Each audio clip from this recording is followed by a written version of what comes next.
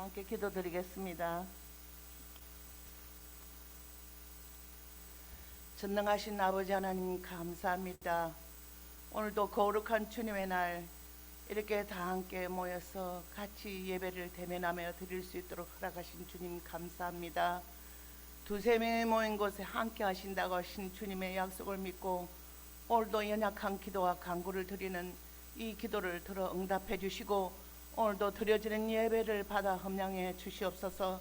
하나님, 이 땅에 황폐하고 말세지변을 보게 하신 주이며 온갖 질병으로부터 우리를 격리시키고 얼굴과 얼굴을 마주도 하지 못하게 한 이 연약한 환경 아버지께서 불쌍히 여기시고 기도하는 내 백성들의 간구 소리를 주님께서 응답하셔서 하루빨리 초대교회의 믿음을 회복하는 역사를 보게 하여 주시옵소서.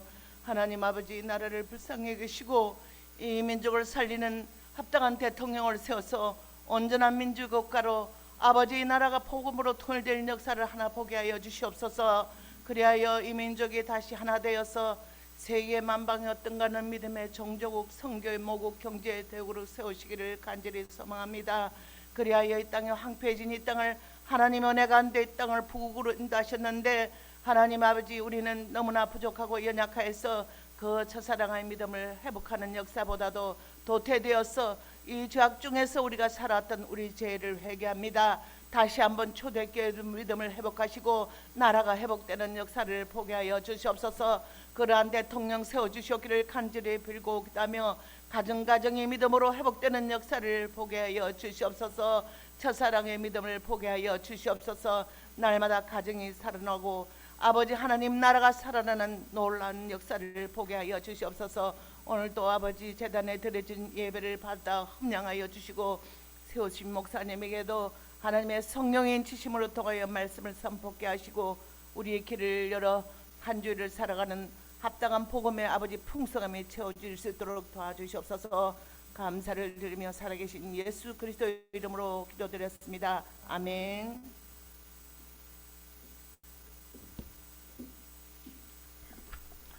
우리 하나님 말씀 같이 보겠습니다. 로마서 1장을 보겠습니다.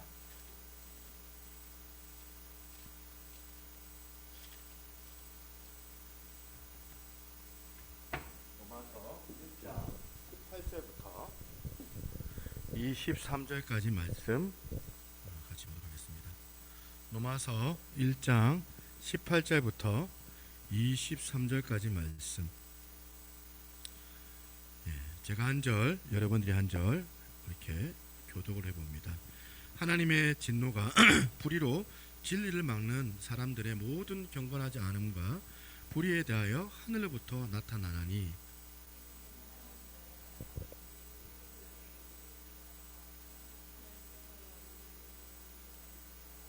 창세로부터 그의 보이지 아니하는 것들 곧 그의 영원하신 능력과 신성이 그가 만드신 만물에 분명히 보여 알려졌나니 그러므로 그들이 핑계하지 못할지니라.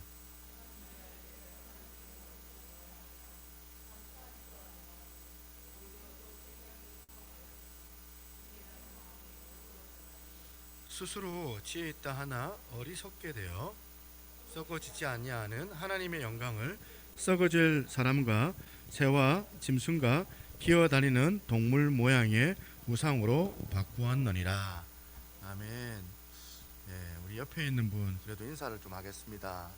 잘 계셨습니까? 오래간만입니다.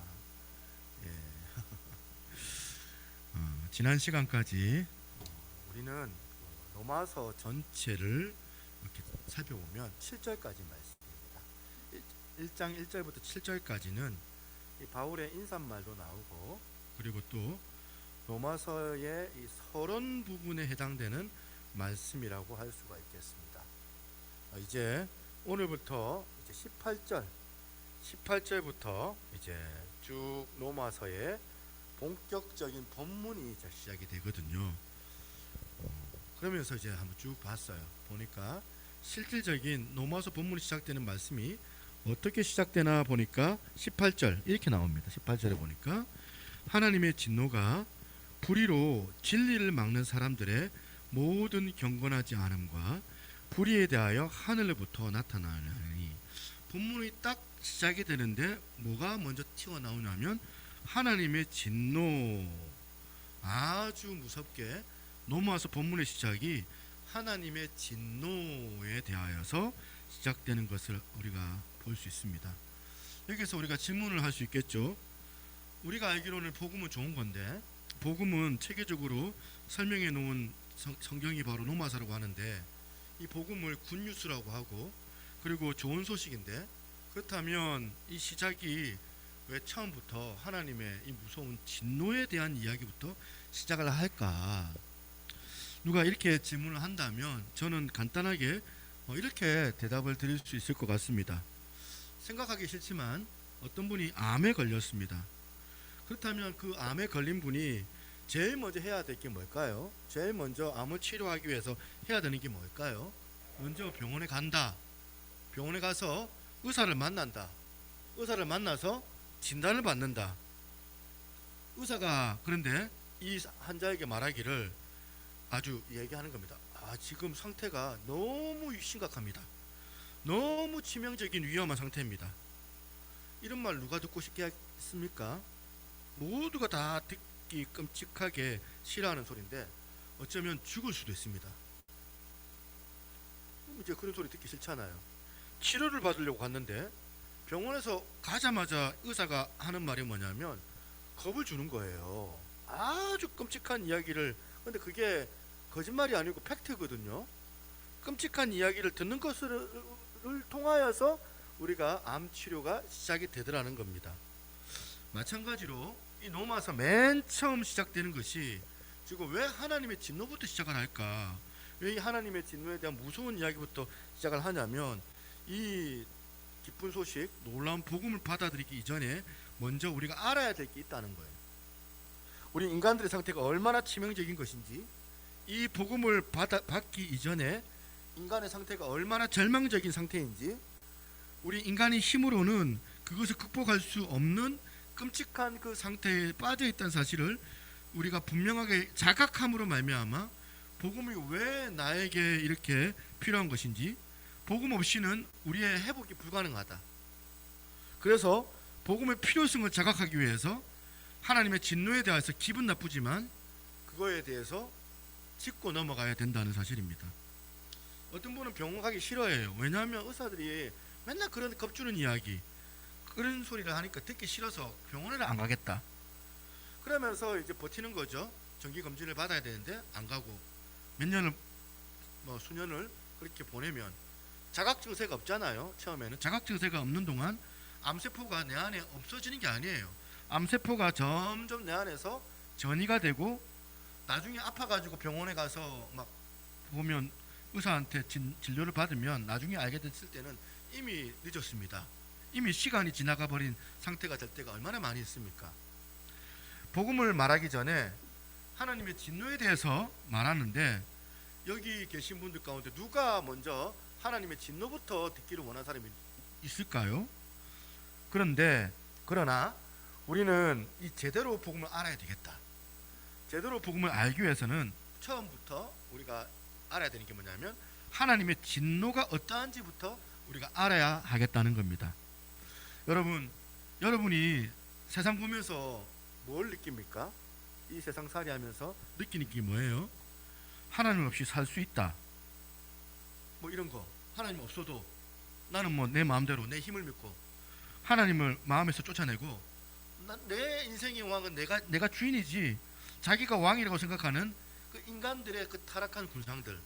세상 보면서 우리가 뭘 느끼냐면 옛날에도 그런 이제 노래도 있었잖아요.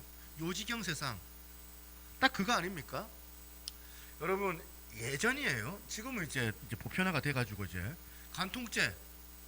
간통죄가 우리나라 법에서 지금은 죄가 아니에요. 우리나라 법에서 간통죄가 우리나라 법에서 죄가 아니에요. 죄가 아니죠. 죄가 아닙니다. 언젠가부터 헌법재판소에서 간통죄는 위헌이다 결론을 내리고 이 간통죄를 폐지를 한 거예요.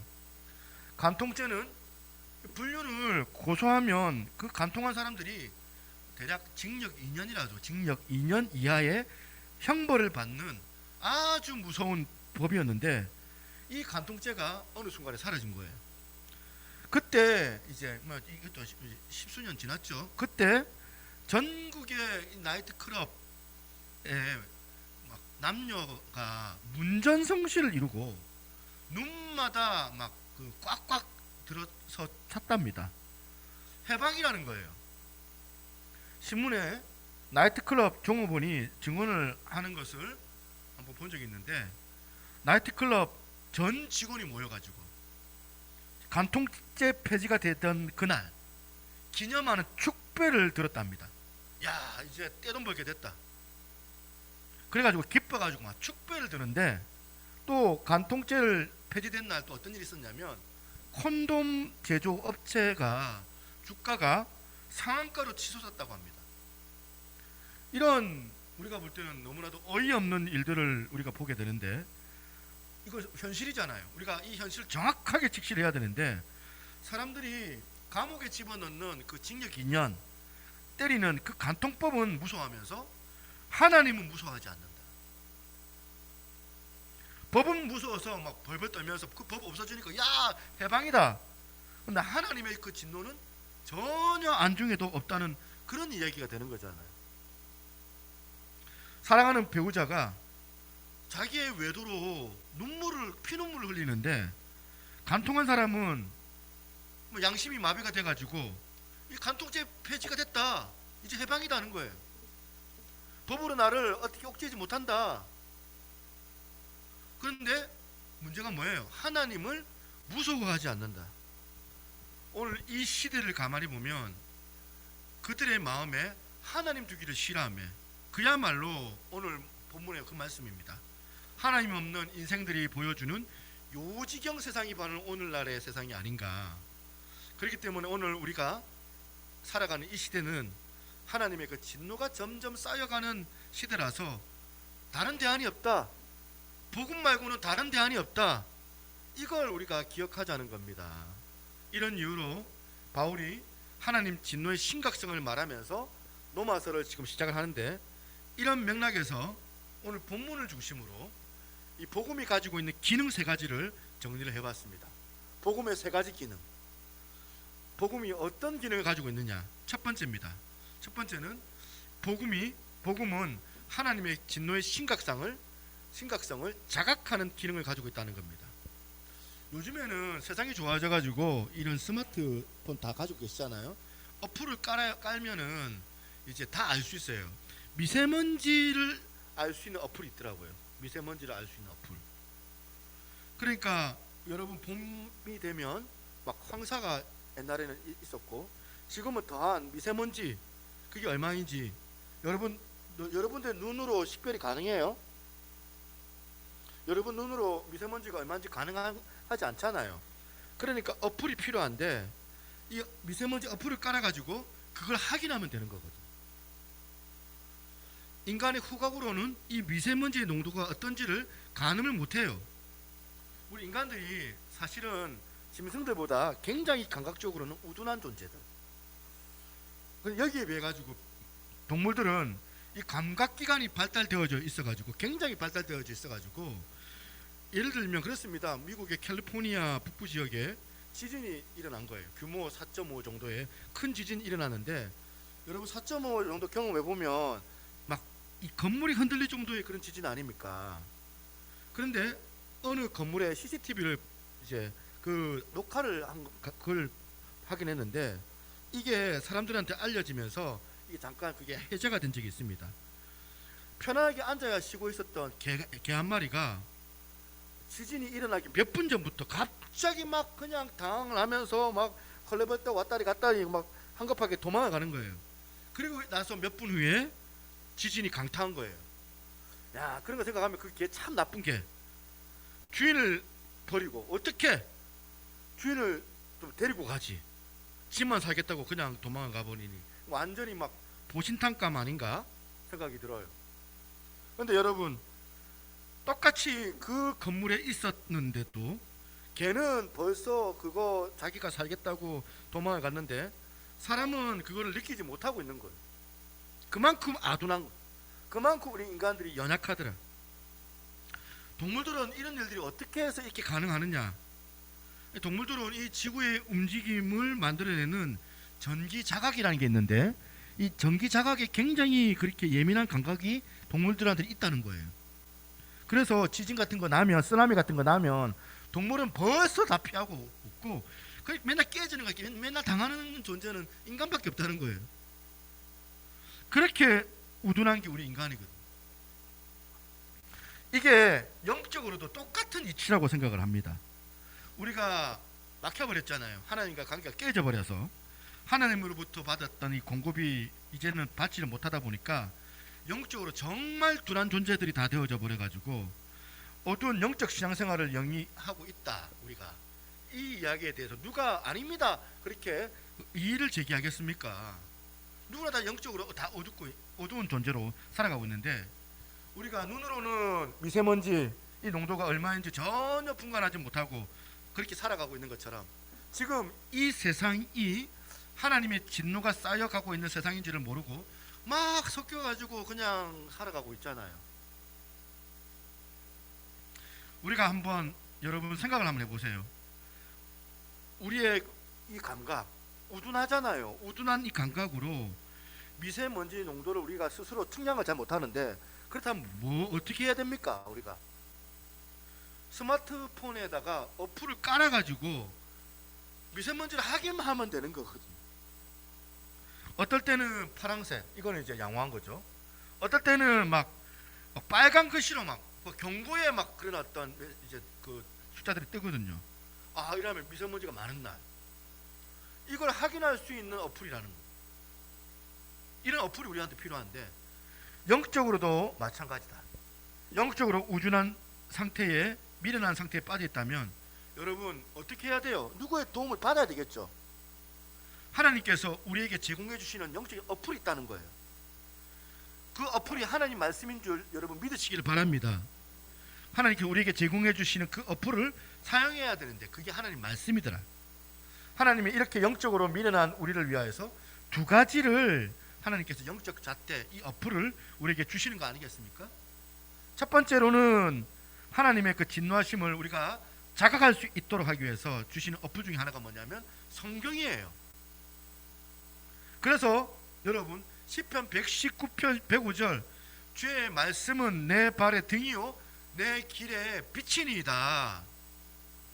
영안이 어두워져 있으면 한 치 앞을 우리가 달려갈 수가 없는데, 나아갈 수 없는데, 그렇기 때문에 우리가 이 어두운 내 눈을 가지고 판단하고 나아가면 정말 너무 많은 어려움을 겪을 수밖에 없는데, 지금 간통해가지고 징역 2년 받는 게 중요한 게 아니고, 하나님의 진노가 얼마나 두려운가, 얼마나 무서운가, 이 사실을 자각하는 게 더 우리 가운데 필요하더라. 그것을 자각하게 할 수 있는 도구가 뭐냐면 성경이라는 사실입니다. 그래서 여러분 성경 가까이 하셔야 됩니다. 여러분 집에서 짬을 내서라도 성경 읽으셔야 됩니다. 주의 말씀은 내 발의 등이기 때문에, 내 길의 빛이기 때문에 하나님께서 영적인 이 미세먼지를 확인할 수 있도록 우리에게 주신 어플이 바로 성경이다. 두 번째 어플이 또 하나 있습니다. 그게 뭐냐? 주의 종들의 경고라는 거예요. 구약 성경의 선지자들의 역할들이 다 그런 거 아니겠습니까? 나단 선지자도 마찬가지였습니다. 나단이 이 다윗 왕과 짝지잖아요. 다윗 왕이 왕이 돼가지고 영적으로 막 얼마나 엄청나게 형편없이 어두워지는지, 정말 형편없는 인간이 다 되어져 버렸어요. 우리 같은 평범한 사람들도 그런 짓은 안 할 건데, 남의 모욕하는 그 여자를 보고 그 여자 뒷조사를 좀 조사해봐라. 그래 뒷조사해가지고 그 다음에 왜 뒷조사 왜 합니까? 뒷조사해서 그 여자가 유부녀라고 하니까, 유부녀라 하면 어지간한 남자들은 잠깐 혹할 수 있어요. 혹하지만은 상대방이 유부녀다 하면 그냥 그 자리에서 멈추잖아요. 근데 이 다윗은 유부녀고 뭐고 브레이크 장치가 없는 고장난 기차처럼 막 달리는 거예요. 지금 다윗이. 그래가지고 그의 남의 아내를 불러가가지고 관계 맺고 임신시키고, 그거 은폐하느라고 그 남편이죠. 자기를 위해서 충성하는 그 신하 우리아를 음모를 꾸며가지고 살인을 하고 이런 천인공노할 짓을 저지른 게 누구냐? 다윗이었어요. 이 다윗이 얼마나 한번 하나님의 영역 밖으로 벗어나 버리니까 막 영적으로 우둔해지는데, 얼마나 우둔해지는지 우리 인간이 어떻게까지 나락으로 떨어지는지를 알 수 있으려면 다윗을 보면 압니다. 알 수 있습니다. 그런지 대놓고는 다윗이 1년 이상 양심의 가책이 없어요. 그랬더니 다윗이 어떻게 자각해서 마음이 무너졌느냐? 하나님께서 나단 선지자를 보낸 거예요. 얼마나 무서운 하나님이 그 진노를 나단 선지자로 대리인을 통하여서 다윗에게 쏟아놓고 했는데, 사무엘하 12장 9절에서 10절을 한번 보세요. 등골이 오싹합니다. 직격탄을 날리는 거예요. 그러한데 어찌하여 네가 여호와의 말씀을 업신여기고 나보기에 악을 행하였느냐? 네가 칼로 햇사람 우리아를 치되 암몬 사람이 칼로 죽이고 그의 아내를 빼앗아 내 아내로 삼았도다. 이 나단 선지자가 직격탄을 날리는 거예요. 그 다음 보세요. 이제 네가 나를 업신여기고 햇사람 우리아의 아내를 빼앗아 네 아내로 삼았은즉 칼이 내 집에서 영원토록 떠나지 아니하리라. 등골이 오싹한 다윗이 들을 때 그 하나님의 그 진노의 말씀을 나단 선지자가 전하니까 1년이 가도록 자기가 몰랐던 사람이었죠. 1년이 가도록 자기가 무슨 짓을 하는지 가책을 못 느꼈던 다윗이 이 나단 선지자 말 한마디에 무너지는 거죠. 그래서 지금 여러분 시편에 다윗이 자기가 얼마나 죽을 죄를 지었는지 가슴을 치고 그리고 자기를 혐오하고 그렇게 절망하는 그 내용들이 시편에 보면 얼마나 많이 나오고 있습니까? 이 다윗이 고백하는 이 시가, 이 시편에 나오는 다윗의 회개의 모습은 언제부터 시작됐느냐? 전부 다 나단 선지자가 다녀가고 난 직후에 깨달은 것들이었어요. 오늘 저나 여러분들 범죄한 다윗 공통점이 뭐냐? 영적으로 지금 우둔해요. 자기가 무슨 짓을 하고 있는지를 몰라요. 이게 얼마나 상대방을 가슴 찢어놓는 일인지를 그것도 모르고, 이게 하나님 앞에서 얼마나 진노를 쌓아놓고 있는 일인지를 우리가 우둔해서 몰라요.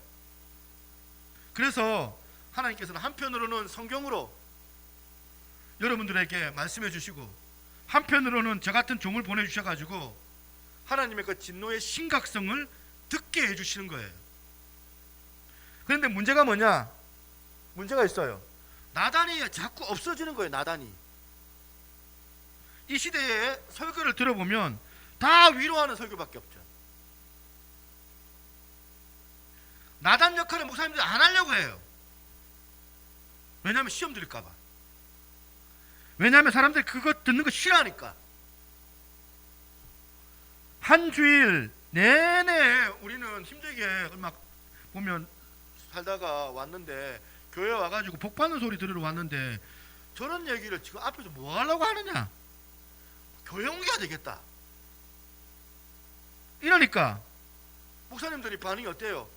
성도 한 사람 귀하니까 그 성도 상처받을까봐 그 말을 못하는 거예요. 직격탄을.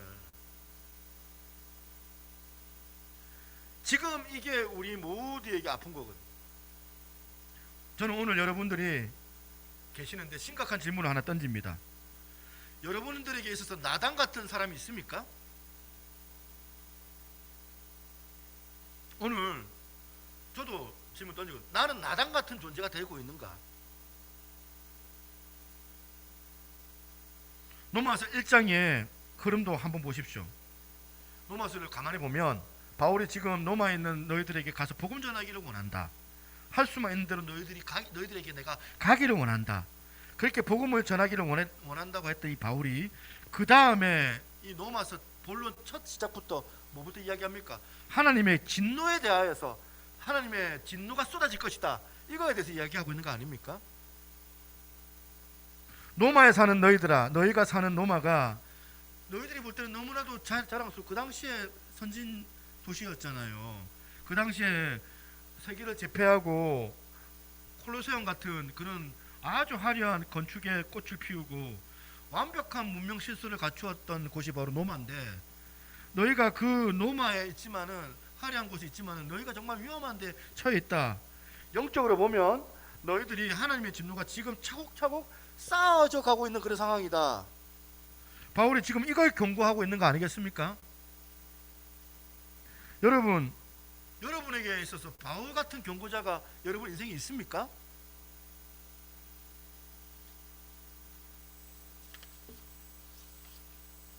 그리고 여러분들이 그 경고의 말씀을 통하여서 귀를 기울이고 있느냐는 겁니다.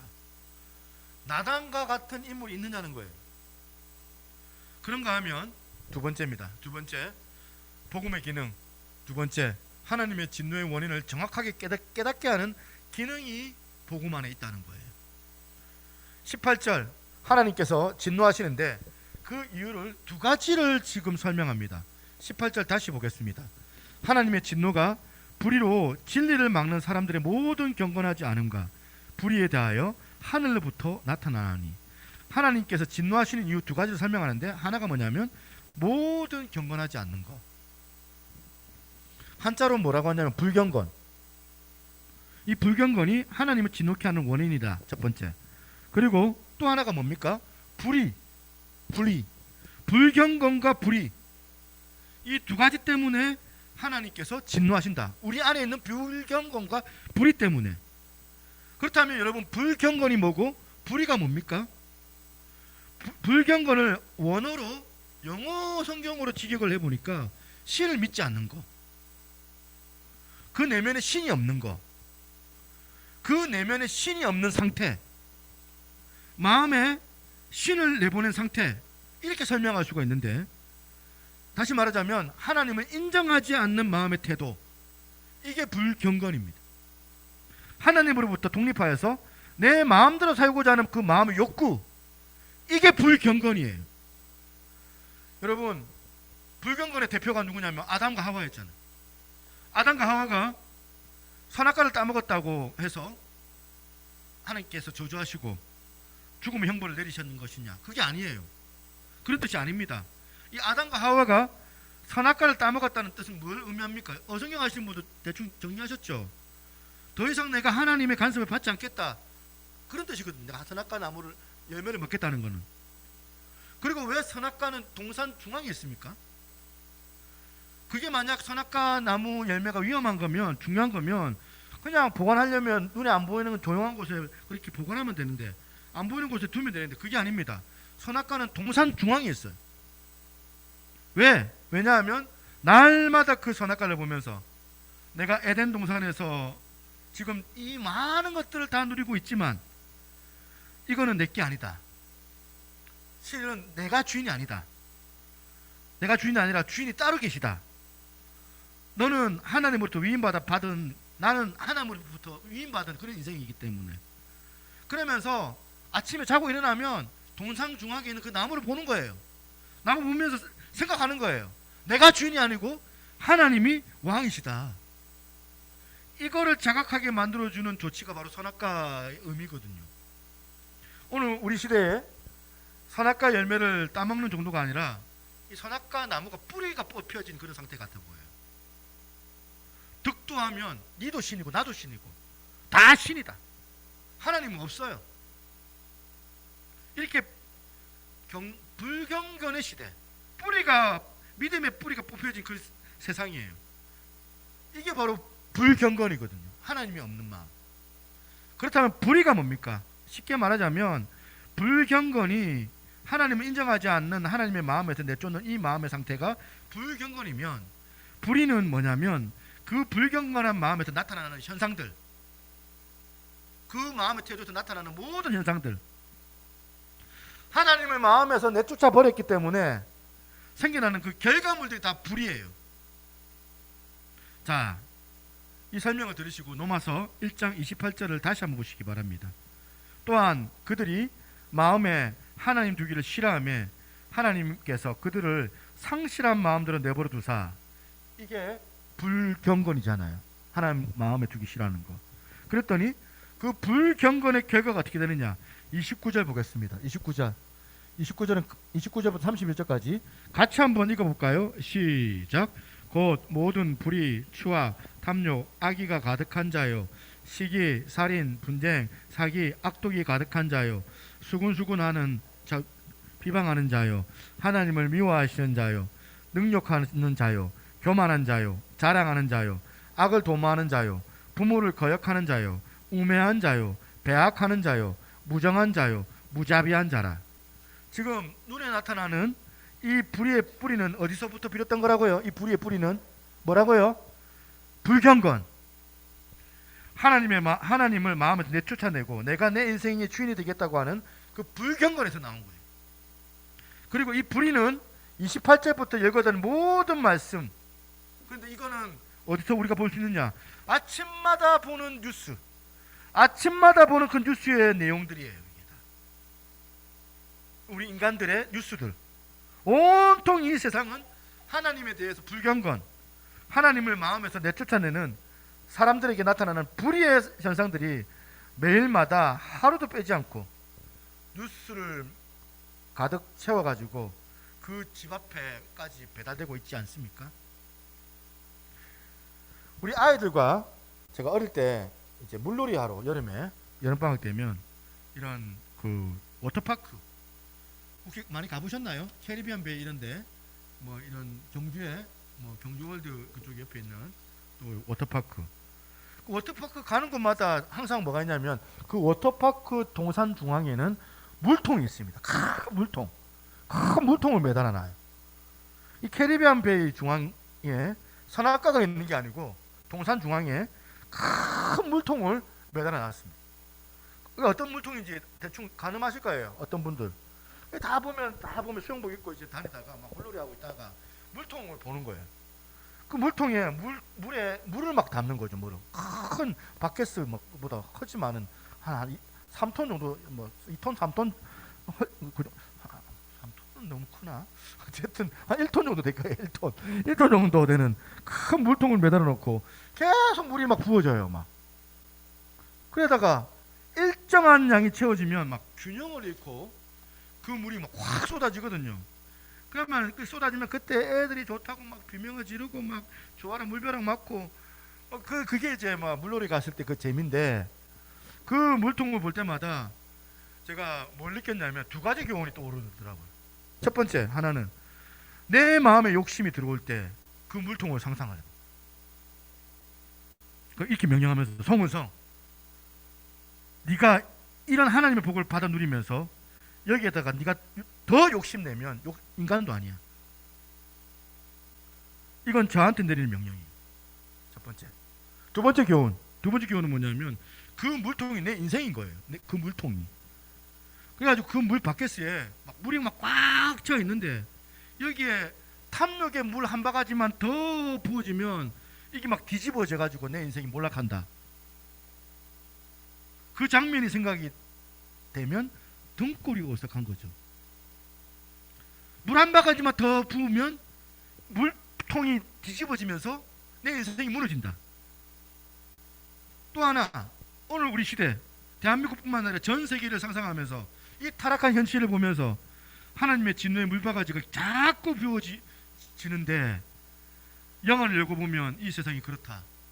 하나님의 그 진노의 물통이 다 채워지면 그 이 무서운 진노가 어떤 형태로 우리 가운데 나타나게 될까?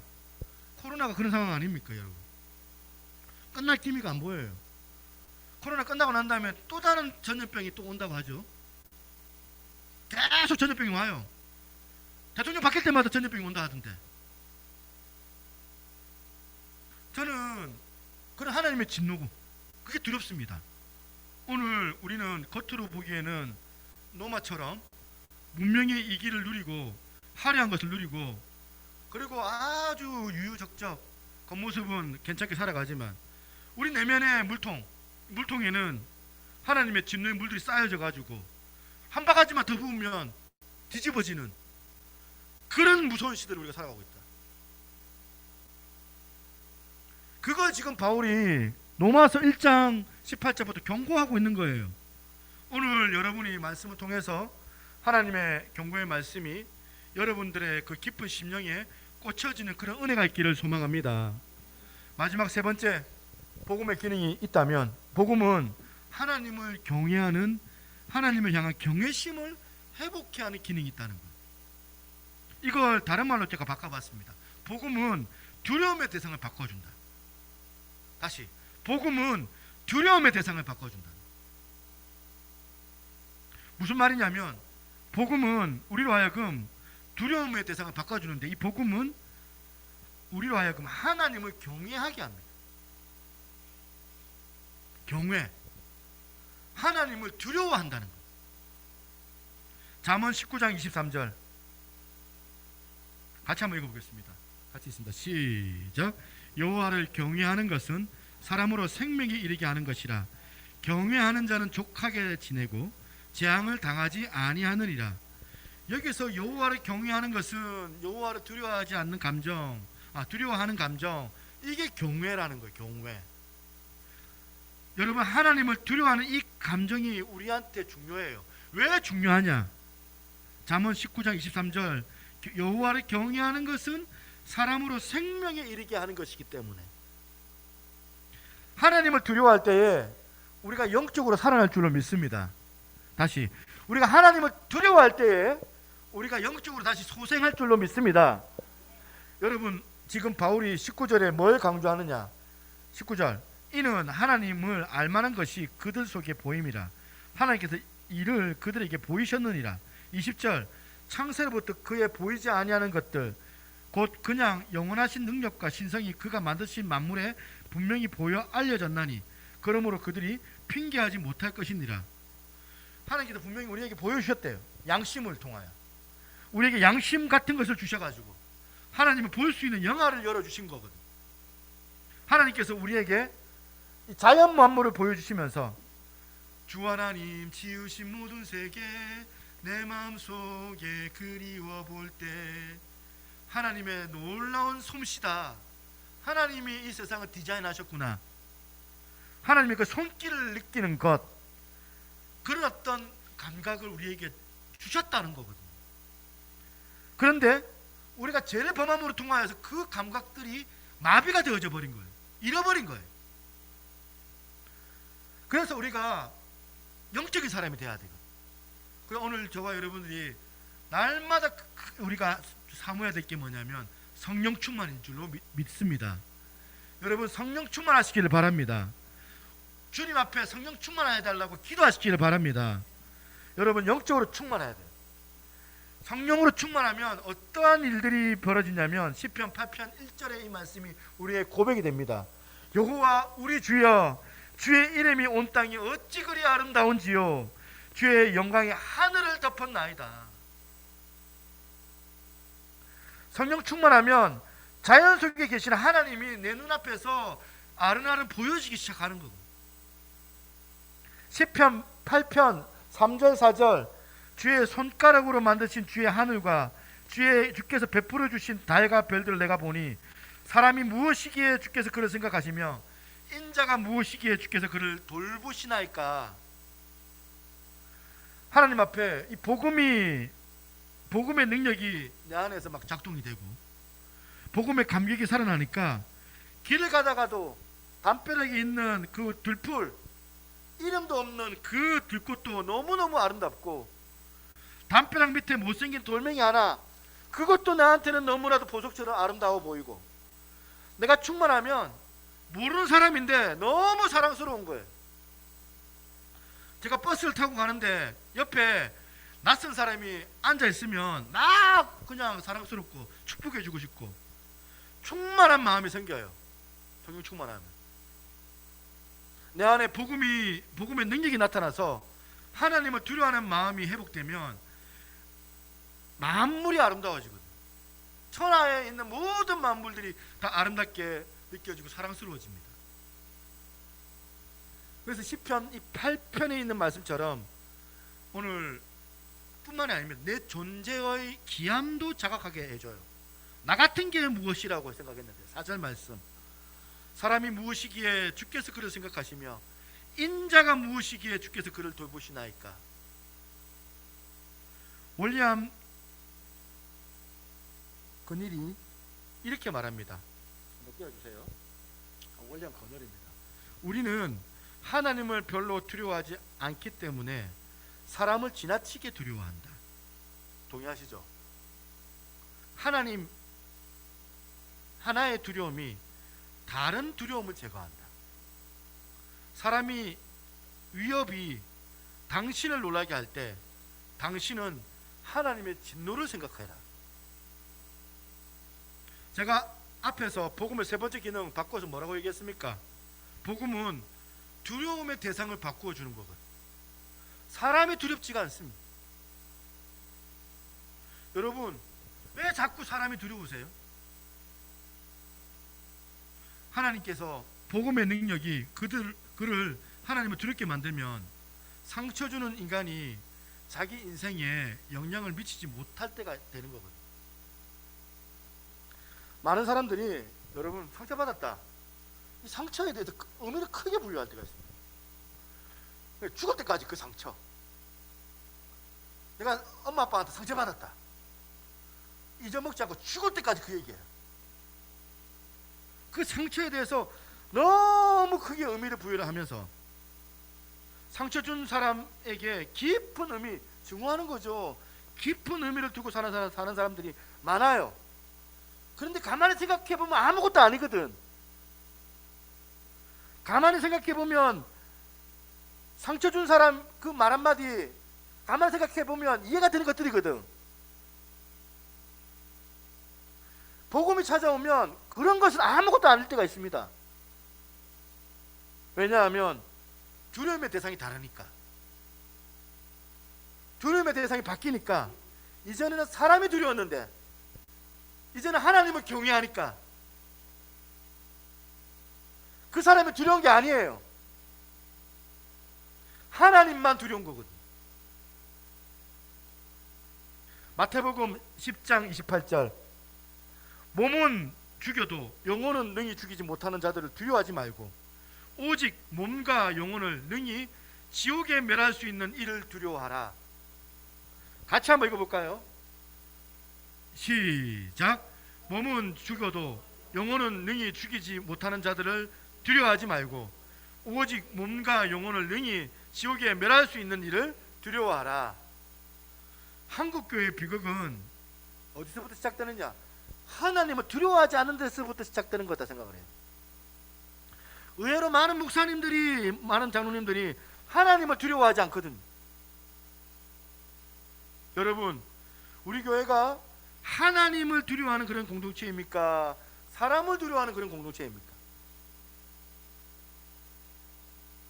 여러분, 간통죄 걸려가지고 이제 징역 2년, 그것 때문에 그것밖에 더 이상 우리를 구속할 수 없는 것에 여러분 무서워하고 있습니까? 아니면 하나님을 두려워하고 있습니까? 몸은 죽어도 영혼은 능히 죽이지 못하는 자들을 두려워하지 말고 오직 몸과 영혼을 능히 지옥에서 멸할 수 있는 이를 두려워하시기를 바랍니다. 우리 인생의 모든 회복은 하나님을 제대로 두려워하는 것에서부터 시작되는 줄로 믿습니다. 결론 맺습니다. 오늘 말씀 가운데 두 가지 질문. 나는 과연 하나님을 두려워하고 있는가? 첫 번째, 하나님 두려워하고 있으면 우리가 예배를 이렇게 드리면 되겠나? 이런 고민을 하거든요. 하나님, 우리가 하나님을 두려워한다면 우리의 인생 가운데 이렇게 살아가도 되겠나? 나는 간통죄보다, 나 감옥에 집어넣는 그 징역 2년짜리 간통죄보다 하나님 더 두려워하고 있는가? 이제 코로나 때문에 할 때 제 마음에 큰 어떤 그런 동료도 있었죠. 벌금이 300만 원이래요. 코로나 교회에서 걸려가지고 이제 막 하면 300만 원 내야 된다는 거예요. 아이, 300만 원 내고 말지. 걸려도 예배는 포기 못한다.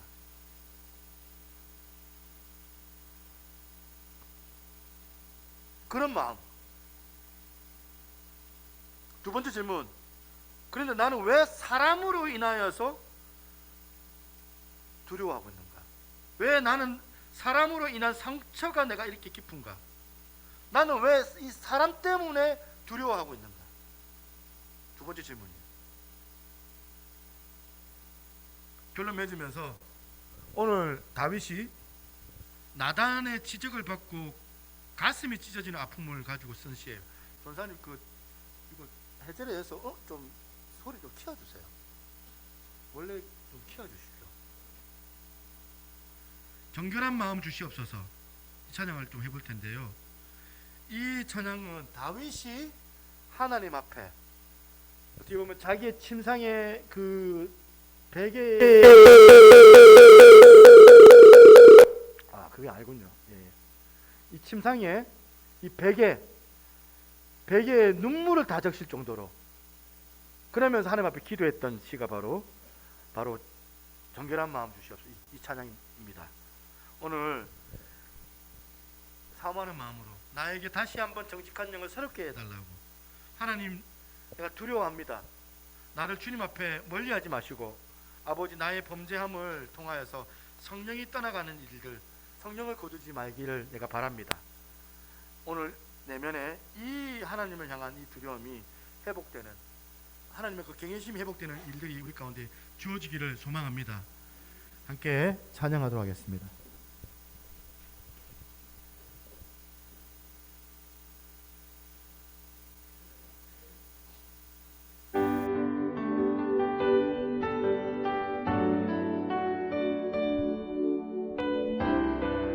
그런 마음 주시옵소서. 정결한 마음 주시옵소서. 오 주님, 정직한 영을 새롭게 하소서. 정결한 마음 주시옵소서.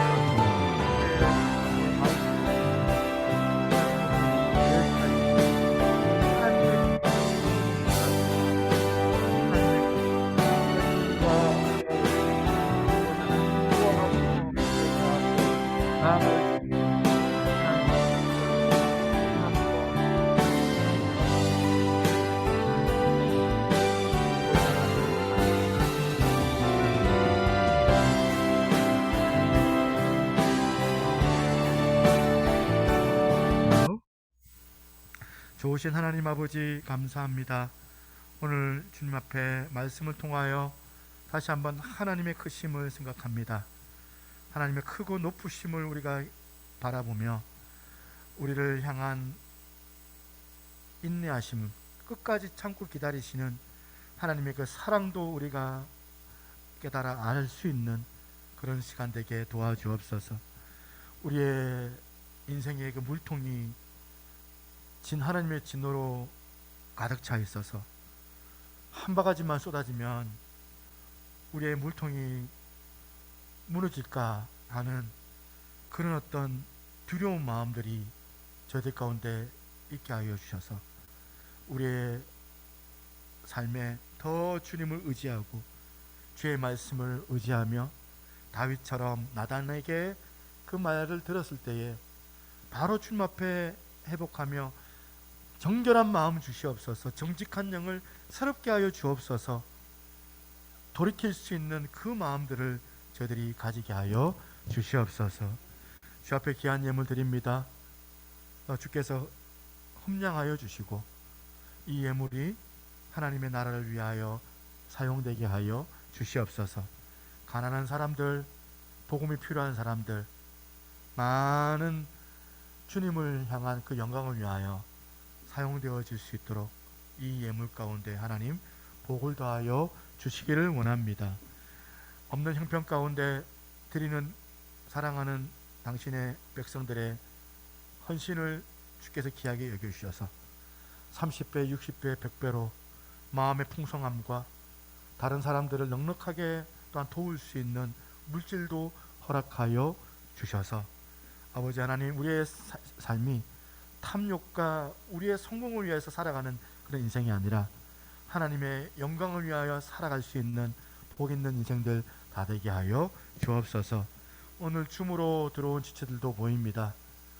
코로나 사태로 인하여 많이 불안하고 또 여러 가정에 반대로 인하여 오지 못하는 지체들도 있고, 주님 당신의 백성들을 주님 사랑하여 주시고 보호하여 주시기를 간절히 원합니다.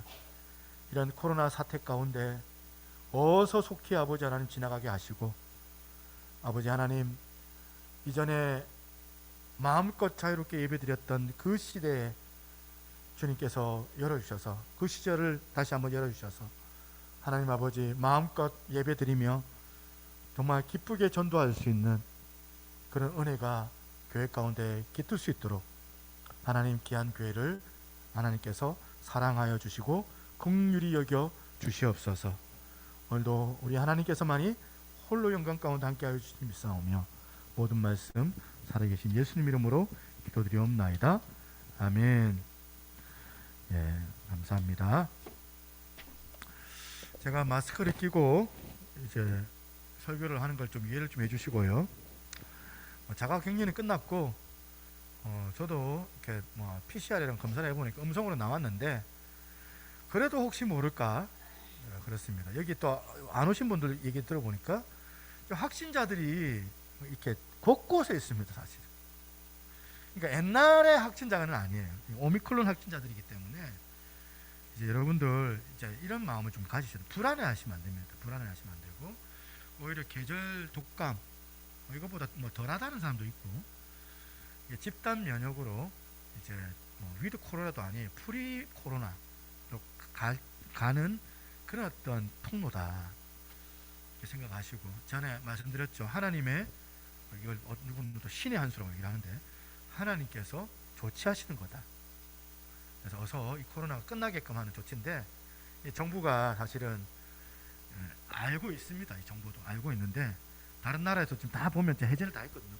백신 다 프리패스 다 합니다. 하고 있는데 우리나라가 지금 이제 주저하고 있는 상황이죠. 혹시라도 이제 사망자들이 이제 또 는다고 생각하니까 사실은 이제 치료제도 지금 50대 이상 또 걸리면 치료제도 나오고 하니까 이제 50대 미만으로는 아예 사망자가 없다고 하고 이런 얘기들이 이제 계속 들려지잖아요. 너무 여러분들 두려워하지 마시고, 그리고 또 옆에 있는 또 확진자들 너무 또 이렇게 이제 보면 저도 이제 사실은 이제 막 조심스러워지더라고요. 조심스러워지긴 하는데 너무 또 옆에 있는 분들을 향하여서 막 그렇게 생각하지도 마시고, 정말 이제 누구나 걸릴 수 있습니다. 감기라고 생각하시고, 그렇게 이제 이 3월달 지나면 좀 나아지겠지 이렇게 생각 좀 합니다. 여러분들 힘내시고 잘 극복하시면 좋겠습니다. 자, 중고등부 겨울 단합회가 분위기도 그렇고 해서 1박 2일은 좀 어려울 것 같습니다. 하루 잘 적었는데 어려울 것 같고, 22일 날 경주 월드에 그냥 아이들과 함께 다녀오는데 많이 좀 기대해 주시고, 뭐 최선을 다해서 우리가 이렇게 접촉을 다 차단하면서 그렇게 진행하도록 하겠습니다. 자, 주일 원형 세일 이번 주 오늘 하려 했는데 끝나고 저는 바로 집에 갈 겁니다. 집에 가야 될 것 같아서 다음 달부터 하겠습니다. 주일 원형 세일 다음 달부터 하고요. 구약 1도학교 3월 3일부터 하시는데, 구약 1도학교 참여하실 분들은 신청해 주시면 저희들이 시간을 이렇게 조정을 좀 해보도록 하겠습니다. 예. 예, 나머지 광고 주보를 참조 제가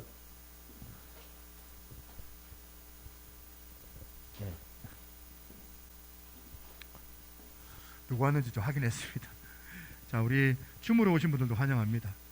자, 우리 옆에 있는 분들 또 한 주간 승리하십시오. 우리 인사하도록 하겠습니다. 한 주간 승리하시기 바랍니다. 자, 우리 함께 찬양하도록 하겠습니다. 찬양하면서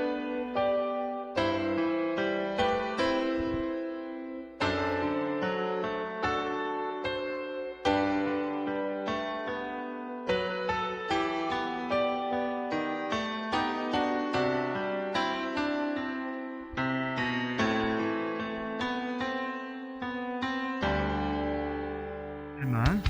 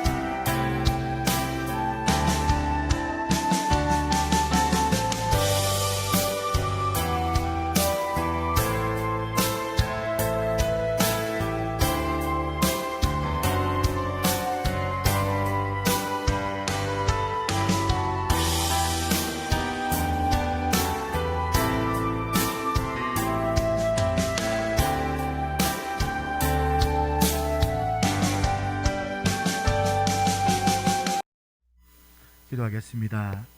지금은 우리 주 예수 그리스도의 은혜와 아버지 하나님의 무한하신 사랑과 성령님의 감화감동 교통하시는 역사가 오늘 이렇게 하나님 앞에 하나님을 경외하며 전심으로 예배를 드리며 이 땅 가운데 사람을 두려워하기보다는 하나님을 의식하며 살아내기를 소망하는 우리 사랑하는 새누리교회 모든 성도들 머리 위에 이제로부터 영원토록 항상 함께 있을지어다.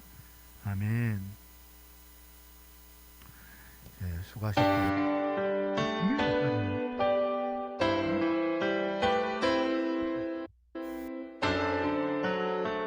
오늘 지금 보니까 결이 우리도 줌으로 들어올 것 같은데, 그러면 차라리 그냥 집에 가서 식사하시고 줌으로 들어오실래요? 그렇게 전사님 그렇게 하는 게 낫겠습니다. 네, 오늘 다들 수고하셨습니다. 제가 인사를 못 드려도 이해하시고 제가 전화로라도 인사를 드리겠습니다. 태원아, 수고했다.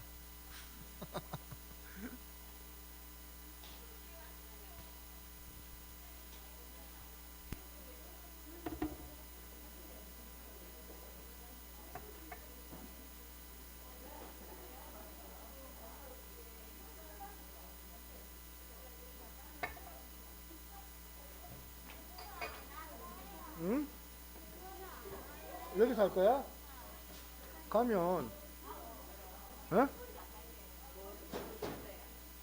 M1 M1 응. 오케이. 어떡한 키우고 지금 아무도 없어. 니 혼자밖에 없어. 니 혼자 할래? 그럼 전사님 어떻게 하실래요? 알아서 하이죠.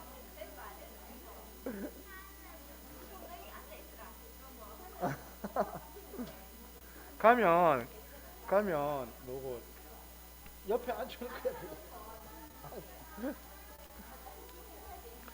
줌으로 할 거면